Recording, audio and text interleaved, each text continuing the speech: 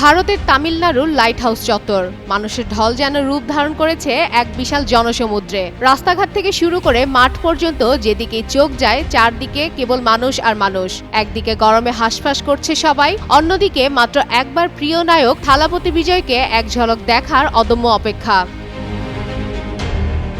শনিবার দুপুর থেকেই জনসমাবেশ পরিপূর্ণ, অথচ সন্ধ্যা গড়িয়ে রাত নামলেও দেখা নেই সেই প্রিয় মুখ। দীর্ঘ প্রতীক্ষার ক্লান্তি ধীরে ধীরে রূপ নিতে থাকে অস্থিরতায়। হঠাৎ সামনে ধাক্কাধাক্কি, কেউ নিঃশ্বাস নিতে পারছে না, কেউ আবার পড়ে যাচ্ছে মাটিতে, কিন্তু কোনো অবস্থাতেই ভিড় থামছে না। কয়েক সেকেন্ডেই উৎসবমুখর সমাবেশ পরিণত হলো এক মর্মান্তিক বিপর্যয়ে।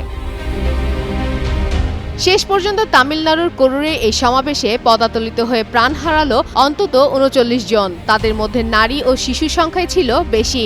আহত হয়েছেন আরও কয়েক ডজন। পুলিশ জানায় সমাবেশ স্থলে উপস্থিত ছিলেন অন্তত ৩০,০০০ মানুষ। প্রচণ্ড গরমে ঘণ্টার পর ঘণ্টা দাঁড়িয়ে থাকার কারণে অনেকেই অচেতন হয়ে পড়েন, আর সেই বিশৃঙ্খলা মুহূর্তেই ছড়িয়ে পড়ে পুরো সমাবেশস্থলে।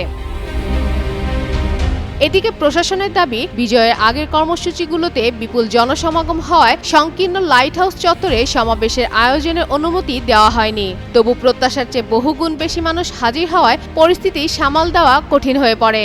এ ঘটনায় রাজ্য সরকারের কাছে ইতিমধ্যেই তদন্ত প্রতিবেদন চেয়েছে ভারতের কেন্দ্রীয় স্বরাষ্ট্র মন্ত্রণালয়। আর অন্যদিকে তামিলনাড়ুর মুখ্যমন্ত্রী এম.কে. স্টালিন নিহতদের পরিবারকে ১০ লাখ রুপি ও আহতদেরকে ১ লাখ রুপি করে আর্থিক সহায়তার ঘোষণা দিয়েছেন। এ ঘটনায় ইতিমধ্যেই শোক জানিয়েছেন প্রধানমন্ত্রী নরেন্দ্র মোদী। অপরদিকে তাৎক্ষণিক সাংবাদিকদের কিছু না বললেও পরে চেন্নাই পৌঁছে সামাজিক যোগাযোগ মাধ্যম এক্সে দুঃখ প্রকাশ করে থালাপতি বিজয় লেখেন, আমার হৃদয় ভেঙে গেছে। করুণায় প্রাণ হারানো আমার ভাই বোনদের পরিবারের প্রতি গভীর সমবেদনা জানাচ্ছি।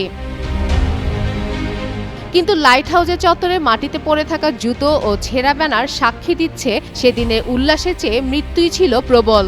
এই বিভীষিকা শুধু প্রাণহানি নয়, রাজনৈতিক অঙ্গনেও গভীর প্রশ্ন ছুড়ে দিয়েছে।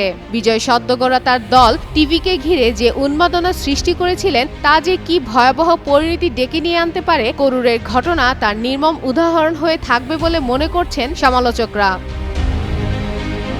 ফাতেমা ফাতেহ জান, যুগান্তর নিউজ।